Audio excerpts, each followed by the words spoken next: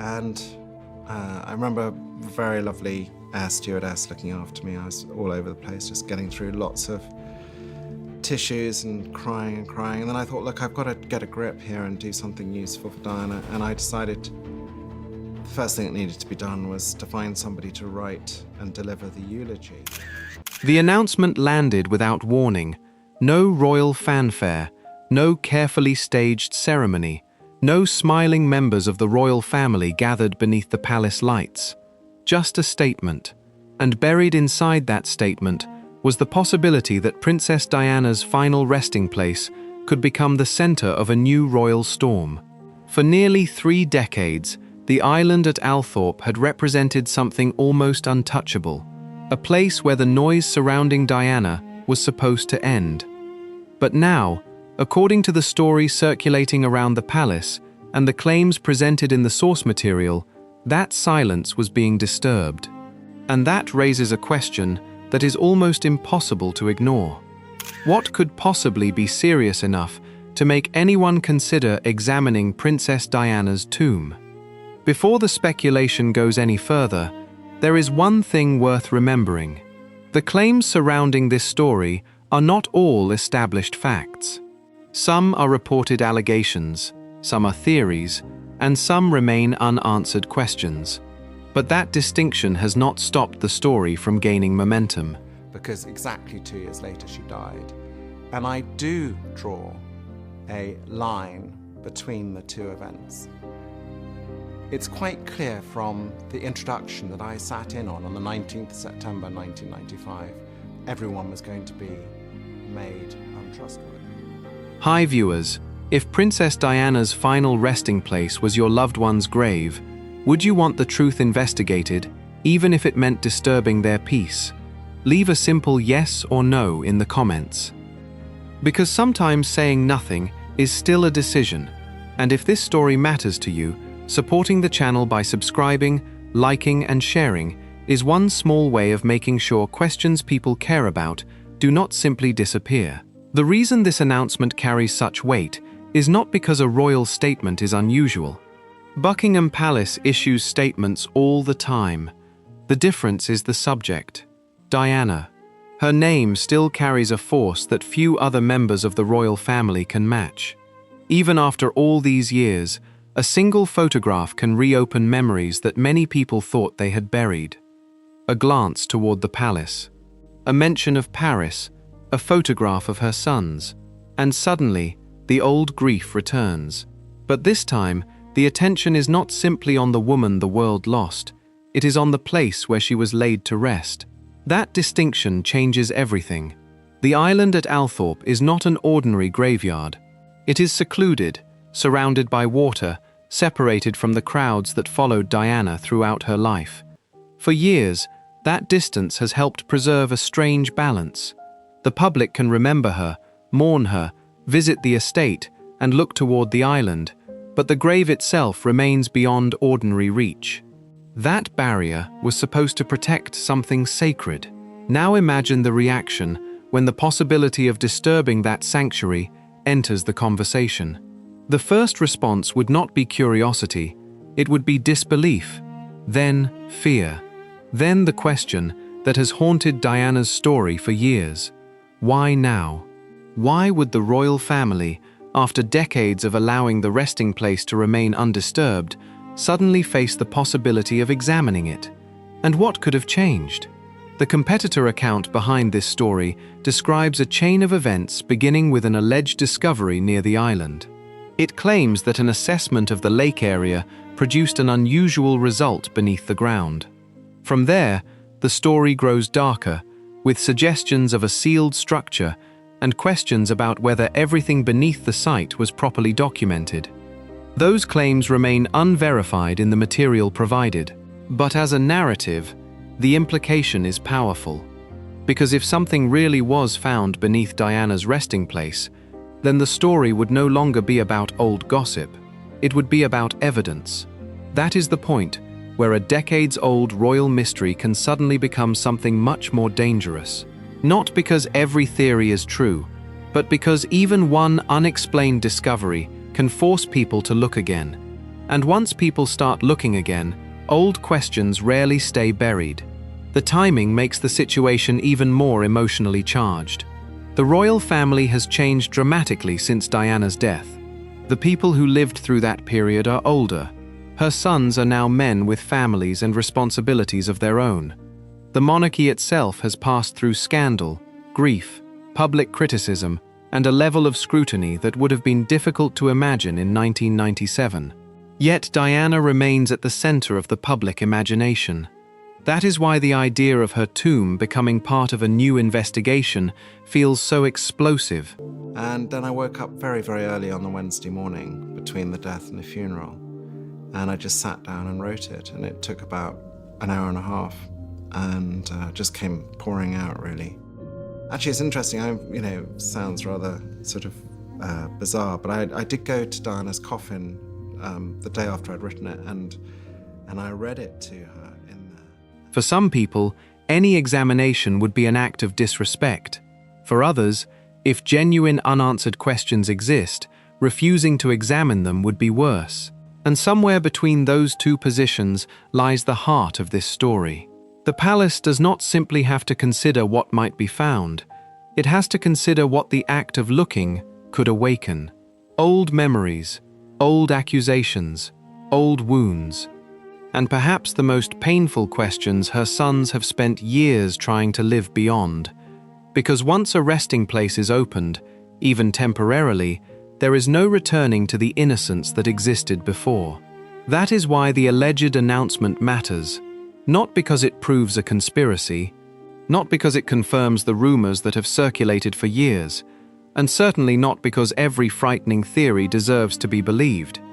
It matters because the mere possibility of renewed examination forces the public to confront something it has avoided for a very long time. Diana's story may have ended in 1997, but the questions surrounding her never really did. And if the royal family is now willing to place her tomb under scrutiny, then the most important question is no longer whether people want answers. It is whether they are prepared for the answers that might come back. Because beneath the quiet waters of Althorpe, according to the claims at the center of this story, something may have drawn attention back to the island. And I think that Diana did lose trust in really key people. This is a young girl in her mid-30s who has lived this extraordinarily turbulent and difficult time in the public eye. She didn't know who to trust, and in the end, when she died 2 years later, she was without any form of real protection. And before the public could understand what was happening, the story had already moved beyond the grave itself.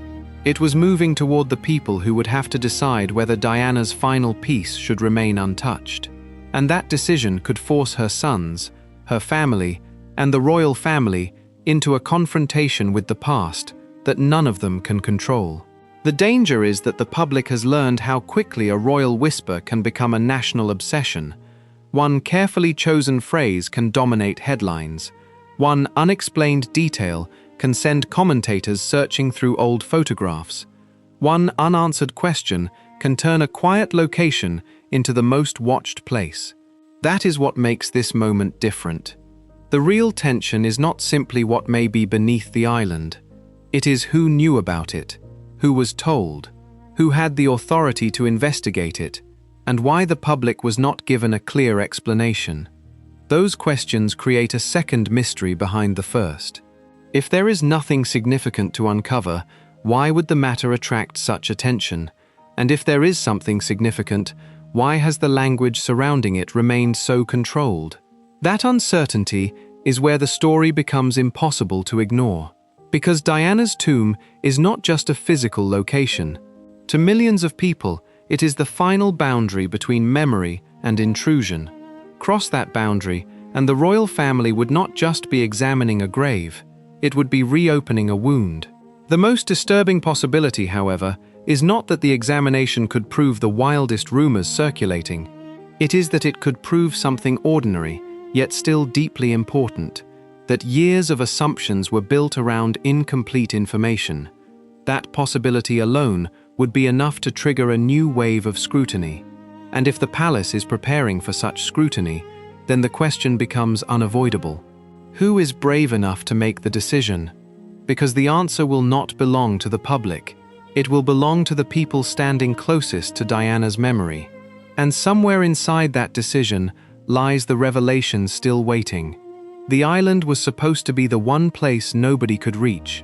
Beyond the water, beyond the barriers, beyond the constant gaze of cameras, Princess Diana's resting place had remained protected from the world. Yet now, the very privacy meant to protect her had become part of the controversy surrounding her tomb. William and Harry across her coffin as I delivered it. And that was very tough. In fact, in the final paragraph, I had run out of energy and almost out of oxygen. I know it sounds rather overdramatic, but I had such a tightness overcoming me as I spoke because of the emotion that by the end, in that last paragraph, I can still remember actually, I had to punch each word, each syllable out to the base of my stomach with my muscles. For decades, the public had been given one simple explanation. Diana was placed at Althorpe because her family wanted her to have peace. No crowds, no endless ceremonies, no strangers standing over her grave, just still water, trees, and the quiet grounds of the Spencer estate. But when a story begins with a royal family announcement about that resting place, the word peace suddenly feels very different. And there is another reason this matters. The moment anyone suggests examining Diana's tomb, they are not simply reopening a grave. They are reopening one of the most painful chapters in modern royal history. The question is whether protecting Diana's memory means leaving her resting place untouched, or whether refusing to investigate every serious unanswered question allows uncertainty to live forever. If you believe Diana deserves the truth as much as she deserves peace, then do not simply watch this story and move on. Like this video, share it with someone who still remembers Diana, and subscribe, because silence has never made difficult questions disappear. The location itself tells part of the story. Diana was not buried in the middle of London, where millions could visit her directly. Her final resting place sits on a small island surrounded by the ornamental lake at Althorpe, the ancestral home of the Spencer family. From the estate grounds, visitors can see the island. They can look across the water. They can stand near the memorial. But the final resting place itself has remained separated from them. That separation became part of Diana's legacy after her death. It created a strange contradiction. She had spent years surrounded by people, followed by cameras, approached by strangers, and watched wherever she went. Yet in death, she was given something she had rarely possessed in life: distance, privacy, silence. For Charles Spencer, Diana's younger brother, that distinction carried enormous meaning. Althorpe was not simply a historic estate. It was home. It was connected to Diana's childhood, her family, and the world that existed before the marriage, the headlines, the palace battles, and the relentless attention. The choice of the island therefore carried emotional weight. It could be seen as protection. It could also be seen, by critics, as an unusually isolated ending for a woman who had become one of the most recognizable people on Earth. That tension has never completely disappeared. And now, according to the story at the center of this video, that old question has returned in a far more serious form. Why was the resting place considered so private in the first place? The answer begins with what happened after Diana died. Her funeral became a global event. Millions watched. Crowds filled the streets. Flowers covered pavements. People who had never met Diana cried as though they had lost someone they knew personally. But behind that public grief was a family dealing with something entirely different. Diana's sons were still young. Her brother had to make decisions while the entire world was watching. The Spencer family had to determine where Diana would finally be laid to rest, and the royal family had to confront the extraordinary public emotion surrounding a woman who had once been married to the future king. That was the pressure surrounding the burial. It was not about geography. It was about control. Who should have access to Diana? Who should decide how she would be remembered? And who could guarantee that her grave would not become another stage for the crowds and cameras that had followed her throughout her life? The decision to place her on the island answered at least one of those questions. It created a boundary. Water became the barrier between public mourning and private grief. Yet that same barrier also created fascination.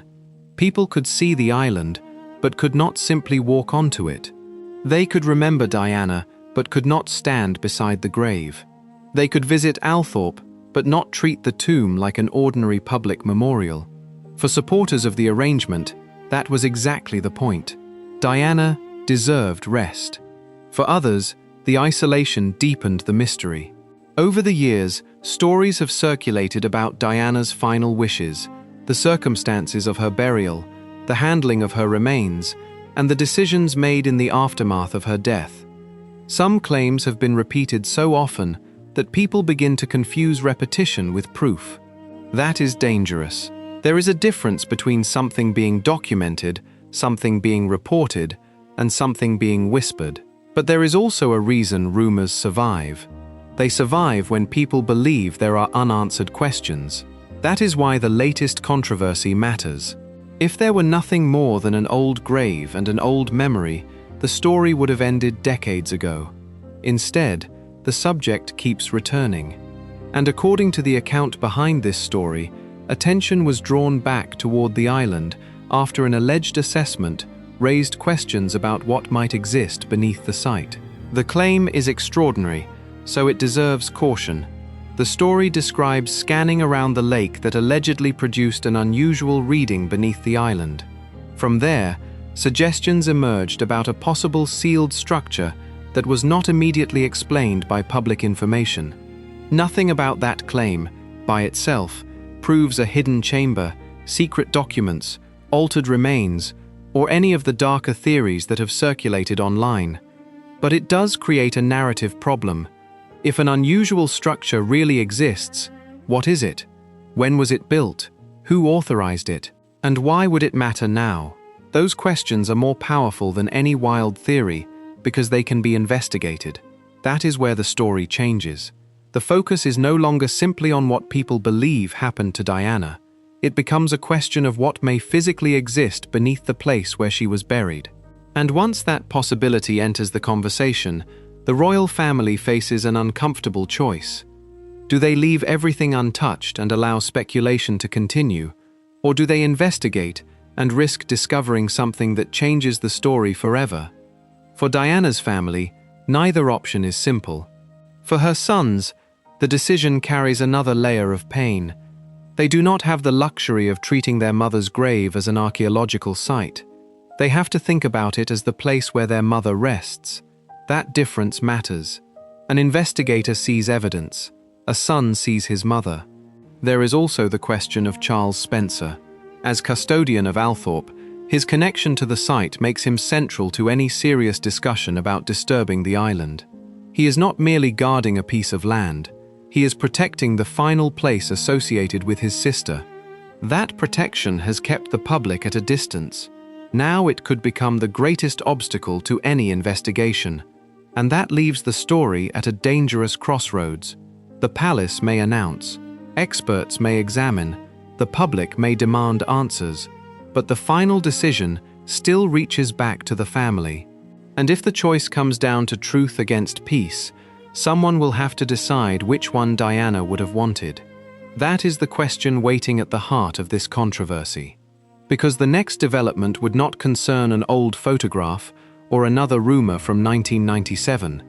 It would concern something much closer to the tomb itself. Something allegedly detected beneath the island. Something that, if properly confirmed, could explain why attention had returned to Diana's final resting place after years. And that is where the story surrounding Althorpe begins becoming something much larger. Something had changed at Althorpe. The quiet grounds surrounding the lake were no longer being viewed only as the setting of Diana's final resting place. According to the account at the center of this story, attention had shifted beneath the surface toward an unexplained anomaly that allegedly appeared during an assessment near the island. That single detail changed the temperature of the entire story. For years, Diana's tomb had been treated as a place that should remain untouched. Now, a claim was circulating that something beneath the island had drawn attention from people examining the area. And if that claim was accurate, the next question was unavoidable. What exactly had they found? The answer matters because the story does not begin with a coffin, a secret document, or a dramatic confession. It begins with something much quieter, a reading, an image, a shape beneath the ground that did not immediately fit the explanation people expected. That is how mysteries become dangerous. Not with certainty, but with an anomaly. Before the story moves further, there is something important to remember. The alleged underground structure described in this account has not been independently established by the material available here. Claims about hidden chambers, additional coffins, personal effects, or secret evidence remain speculation. But that uncertainty is precisely what keeps the question alive. And if this story makes you uncomfortable because Diana's resting place should never be disturbed, then imagine how much more uncomfortable it becomes when people begin asking whether leaving everything untouched could allow an important question to remain unanswered. If you believe Diana deserves both dignity and honesty, show that support. Like this video, share it, and subscribe. Doing nothing is easy. Speaking up for the kind of respectful scrutiny you believe is right takes a choice. The alleged discovery was said to have emerged during work connected to the lake area. On the surface, there was nothing unusual about examining an old estate. Althorpe has centuries of history, and its grounds have naturally required maintenance over time. Water, erosion, drainage, soil movement, and structural stability can all demand careful attention. But beneath the island, the account describes something different, a subsurface feature, something apparently solid enough, structured enough, or unusual enough to trigger further questions. That distinction is crucial. An underground anomaly does not automatically mean a secret vault. It does not prove that anything was hidden. It does not establish that Diana's burial arrangements were altered. Ground scans can produce unexpected readings for many ordinary reasons, including old construction, foundations, buried materials, or changes in the soil. Yet the story claims the feature appeared sufficiently unusual to attract additional scrutiny. And that is where the atmosphere around Althorpe allegedly changed. Instead of simply asking whether the island remained structurally sound, people were now asking what might be underneath it. The account describes specialists becoming involved, with forensic and structural expertise brought into the discussion. Again, the details remain claims within the supplied story, not independently verified evidence. But narratively, this is the moment when the mystery moves from memory into physical space.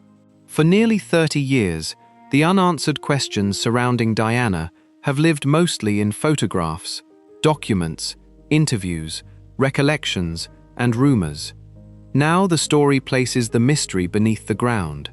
That makes it harder to dismiss. A rumor can be ignored. A physical anomaly has to be explained. And the more difficult that explanation becomes, the more attention it attracts. This is also where the story begins pulling Diana's sons back toward a past they have spent decades carrying. The account claims that King Charles III became involved, and that Prince William and Prince Harry were brought into discussions concerning the situation at Althorpe. There is no verified evidence in the supplied material establishing the private conversations described in the original account, so their exact words and private reactions cannot responsibly be presented as fact. But their presence in the narrative reveals the emotional stakes. William and Harry are not detached observers. They are Diana's sons. Any decision involving her tomb would reach far beyond palace procedure. It would reach directly into their memories of childhood, loss, and the public tragedy that shaped both of their lives. That is why the alleged discovery creates such a difficult dilemma. If nothing is there, an investigation could finally silence some of the speculation. But if something unexpected is there, the consequences could be enormous. And even if investigators found nothing sinister at all, the act of opening or examining the site could permanently change the way Diana's resting place is remembered. There is another problem. The public would demand to know exactly what prompted the investigation. If the royal family allowed examination, critics would ask what they knew beforehand. If they refused, critics would ask what they were protecting. Either decision could feed suspicion. That is the trap. Silence can look like secrecy. Investigation can look like confirmation. And somewhere between those two possibilities sits the truth. According to the story, this was the point when the matter could no longer remain a quiet estate concern. The alleged anomaly had become a question with royal consequences. Then came the most significant development. The attention moved from Althorp to the palace. Because whatever had allegedly been detected beneath Diana's resting place, it was now serious enough, at least within the story, to reach the highest levels of the royal family. And that meant the public might soon hear something. Not another anonymous rumor. Not another internet theory. A royal announcement. The possibility of the palace speaking publicly transformed everything. Until that moment, the mystery belonged largely to those discussing it from a distance. But once Buckingham Palace entered the picture, the story acquired an entirely different weight. Every word would matter. Every omission would matter. Even the language used to describe the tomb could become evidence in the eyes of a public already searching for answers. For those who had followed Diana's story for years, this was the point where curiosity could become obsession. People would search old burial photographs, study estate maps, revisit newspaper reports, and compare public statements about the island. That reaction would be understandable, but it would create another danger. Once speculation becomes emotional, every missing detail can begin to look like proof. A silence becomes suspicious. A correction becomes suspicious. A refusal to comment becomes suspicious. The story begins feeding itself.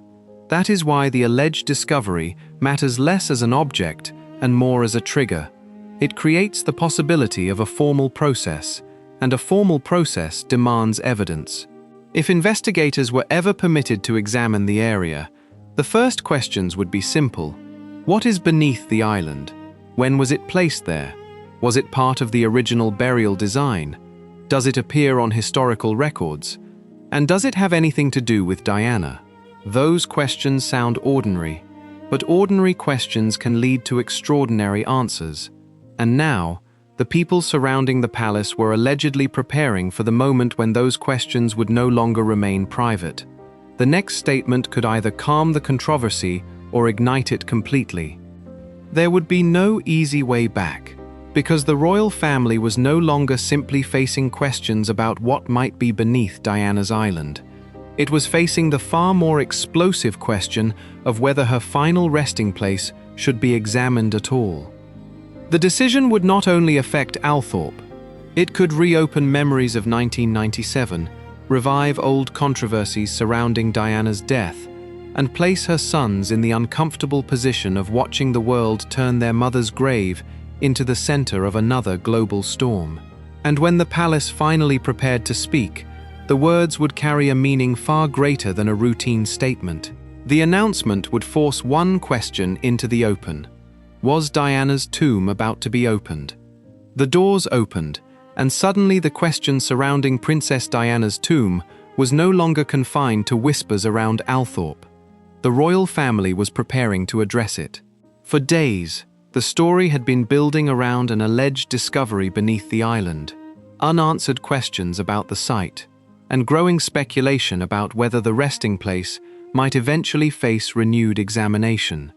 Now the palace was at the center of the storm, and the words chosen by the royal family would matter enormously. Because there is a world of difference between saying that officials are reviewing a site and saying that Princess Diana's tomb could actually be opened. That difference was about to become the most important detail in the entire story. The supplied account describes a palace announcement concerning the possibility of temporarily opening Diana's tomb. That claim has not been independently verified by the material available here, so it must remain presented as a reported development within this story, not an established present-day royal announcement. But imagine the reaction if such a statement were genuinely issued. The first question would be immediate. Why? Why would anyone consider disturbing Diana's final resting place after almost 3 decades? And more importantly, what could have happened to make the possibility even worth discussing? If this is the point where you believe Diana's memory deserves to be protected from another round of speculation, then make that choice visible. Like this video, share it with someone who still remembers what Diana meant to the world, and subscribe. Because when people stop asking questions simply because the subject is uncomfortable, silence can become stronger than truth. The palace would not need to say much. In fact, the fewer words used, the more attention every word would receive. That is how royal communication works. A carefully written sentence can create more speculation than a 20-minute interview. A phrase such as ongoing review can trigger questions about what is being reviewed. A reference to materials can make people ask what those materials are. And any mention of Diana's tomb can transform a routine statement into an international story. The reaction would spread quickly. Newsrooms would begin examining the history of Althorp. Commentators would revisit Diana's burial.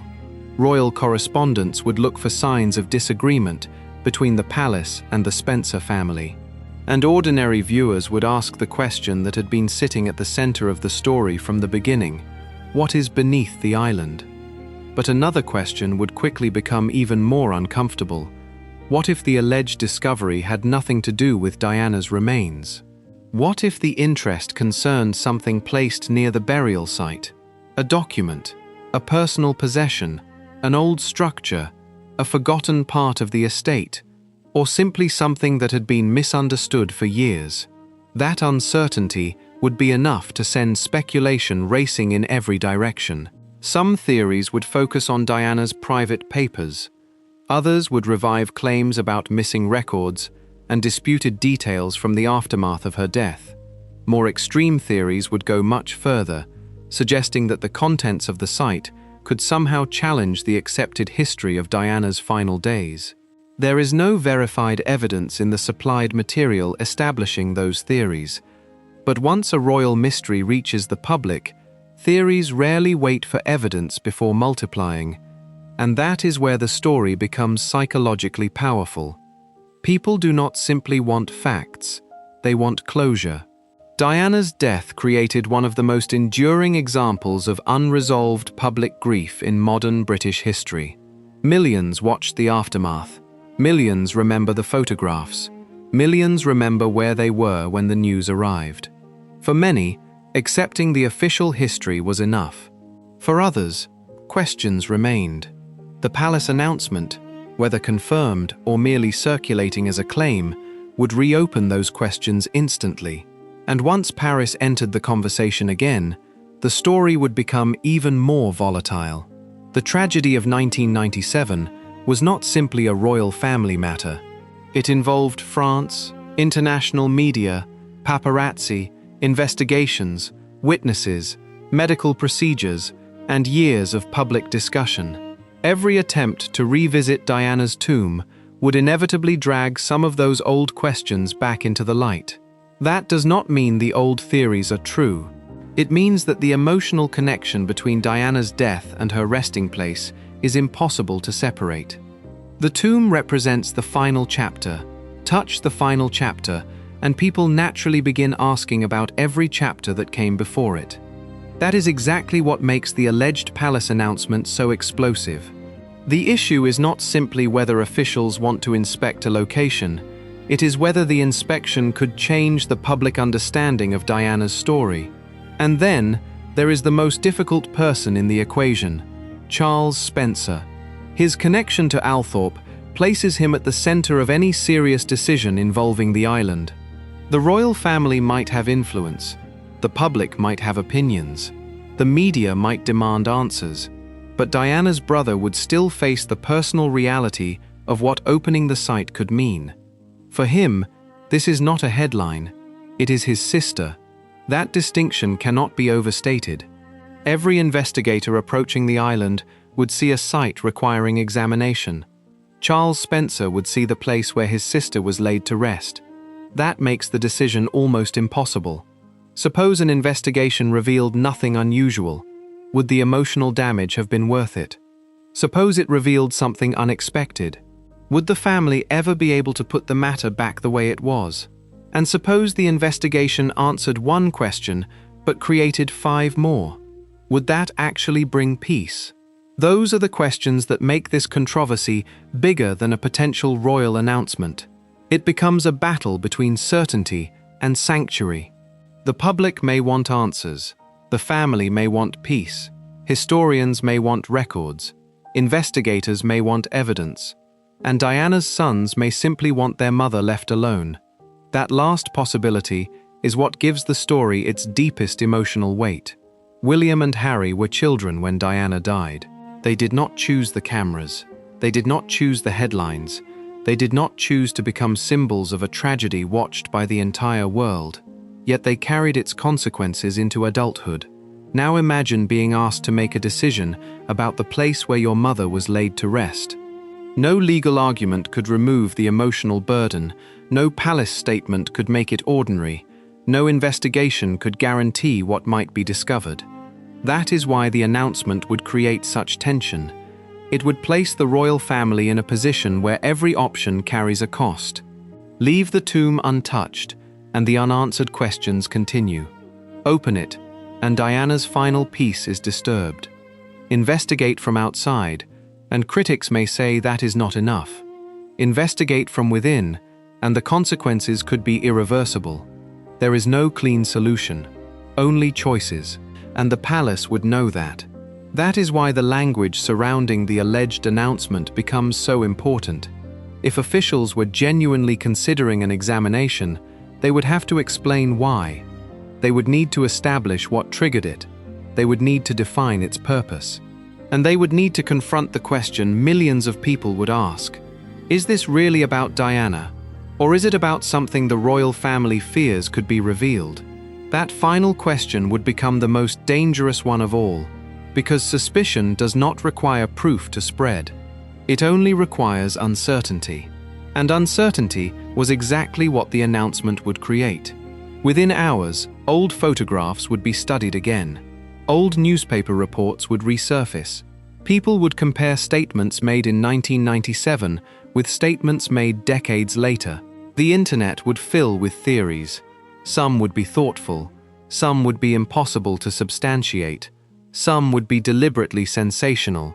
And separating those categories would become increasingly difficult.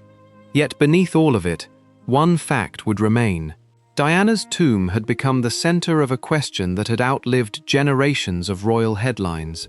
The question was no longer simply how Diana died. It was whether the place where she was buried contained anything that demanded another look. And that brought the story to the point of no return. Because once the possibility of opening the tomb enters public discussion, there is another question waiting behind it. Who gets to say yes? And who has the power to say no? The answer leads directly back to Althorp, back to Diana's brother, and back to the promise that her final resting place would remain a sanctuary. Because before any investigation could begin, someone would have to decide whether the search for truth was worth breaking the silence. And that decision was about to become the most painful choice of all. The decision had reached the one place nobody wanted it to reach. Back at Althorp, the question was no longer whether people were curious about Princess Diana's tomb. It was whether curiosity, unanswered questions, and the alleged discovery beneath the island had become serious enough to justify disturbing the place where Diana had been laid to rest. For nearly 30 years, the island had stood as a boundary. On one side was the public, still fascinated by Diana's memory. On the other was the quiet resting place chosen by her family. Now that boundary was being tested, and if the royal family really was considering an investigation, the final question was painfully simple. Would the search for answers protect Diana's legacy, Or would it violate the very peace her family had tried to give her? That is why this story reaches far beyond a palace announcement. It reaches into grief, loyalty, memory, and the uncomfortable human need to know what happened when the official story leaves people with questions. If you have followed Diana's story for years and believe her memory should never be reduced to rumors, do not just watch this final part and scroll away. Leave your view in the comments, share this video with someone who remembers Diana, and subscribe. If people care enough to keep respectful questions alive, those questions are much harder to bury beneath silence. At the center of the dilemma stands Charles Spencer. For him, Althorpe is not simply an estate. It is the Spencer family home, a place tied to Diana's childhood and the world she knew before becoming one of the most photographed women alive. Her grave is therefore more than a location on a map. It is the place where her brother believed she could finally be left alone. That matters because the allegations surrounding the site remain just that, allegations.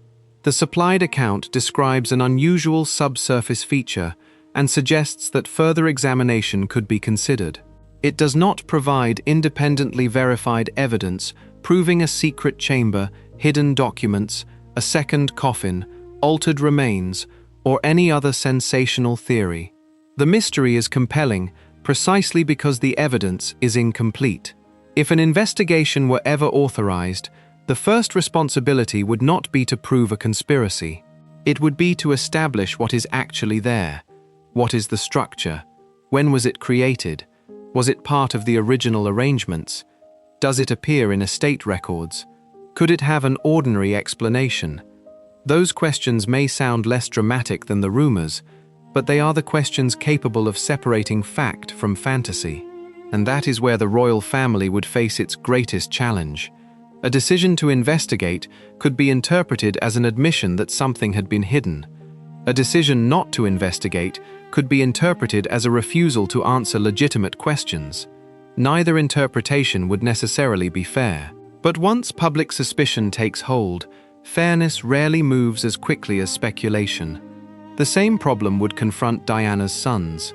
William and Harry have spent their adult lives carrying the consequences of their mother's death in front of an audience that never stopped watching. Any renewed examination of her tomb would force them to confront memories they may have spent years trying to place behind them. For William, the issue could be framed around responsibility and the value of resolving serious questions. For Harry, it could be framed around protection and the fear that reopening the past would cause another kind of loss. Those positions do not have to be confirmed private opinions to make the dilemma understandable. They represent two natural responses to grief. One response says that truth matters because unanswered questions become permanent wounds. The other says that some wounds should not be reopened simply because the world wants another explanation. And then there is King Charles III, positioned between the institutional responsibility of the crown and the personal history connecting his family to Diana. Any decision involving the tomb would carry political, emotional, and public consequences. But perhaps the most important voice would still be the one that cannot speak. Diana herself. What would she have wanted? That question cannot be answered with certainty. Yet it is impossible to discuss her tomb without confronting it. Would Diana have wanted every disputed detail examined? Would she have preferred her resting place to remain untouched? Would she have believed that the public deserved answers? Or would she have considered the island a final sanctuary that should never again become the center of a worldwide spectacle? Because the public wants closure, but closure does not always come from opening a door. Sometimes it comes from accepting that certain questions cannot be answered. Other times, refusing to look is exactly what allows doubt to survive. And that is why the next move matters. Whatever happens at Althorpe will be watched through the lens of Diana's life and tragic death. The public will search every detail for meaning, while her family will carry the burden of deciding what should remain private. In that silence, even a discovery can become a question that refuses to die. That is why the alleged royal announcement has such enormous emotional power. It does not simply ask what may be beneath Diana's tomb. It asks what society is willing to disturb in the name of truth. If an examination proved that everything was exactly as expected, some rumors might finally lose their strength. If it revealed something genuinely unexplained, the consequences could be enormous.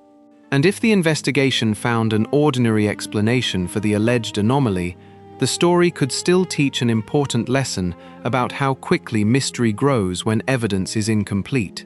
The danger is not only what investigators might find, the danger is what the world might decide to believe before they find anything at all. Diana's legacy would be affected. The conflict is between memory and investigation, between peace and certainty, between protecting a grave and pursuing an answer. A test of whether the monarchy can confront uncomfortable questions without turning them into spectacle. A test of whether Diana's family can protect her dignity while acknowledging the public's enduring fascination.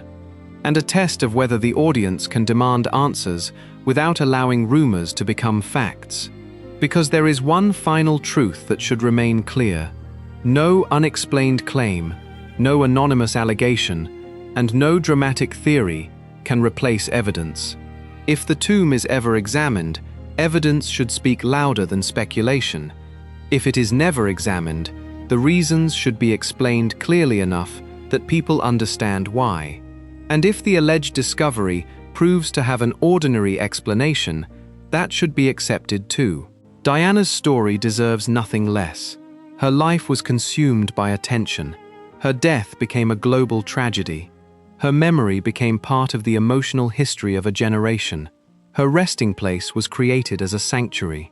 The last thing her legacy needs is for uncertainty to become another form of exploitation. Yet the questions will probably remain. That is the haunting part. The island will continue to sit quietly on the water. Visitors will continue to look across the lake. And somewhere beyond that distance, the debate will continue. Was the palace announcement the beginning of a genuine search for answers? Was the alleged discovery simply an unexplained feature that will eventually prove ordinary? Or has the world once again allowed the mystery surrounding Diana to become larger than the evidence? Only facts can settle that. Until then, the question belongs to everyone watching. If the royal family were given the choice tomorrow, should Diana's tomb remain completely untouched, or should a careful investigation be allowed to settle the questions once and for all? Whatever the answer, one thing is certain. Princess Diana has been gone for decades, but the world has never completely stopped looking back. And now, according to the story we have followed, the attention has returned to the one place that was supposed to remain beyond the reach of the cameras, her final resting place. Perhaps that is why this announcement feels so unsettling, because opening a tomb is not simply opening stone, it is opening memory, it is opening grief. And once that door is opened, there is no guarantee that what emerges will be easier to live with than the silence that came before it. If this story made you stop and think about where the line between truth and intrusion should be drawn, make your voice count. Comment with one simple choice: leave it closed or investigate. Share this story, subscribe to the channel, and let other people decide where they stand. Because Diana's story should never be remembered only for the rumors surrounding her. It should be remembered for the life she lived, the people she touched, and the questions that still refuse to disappear.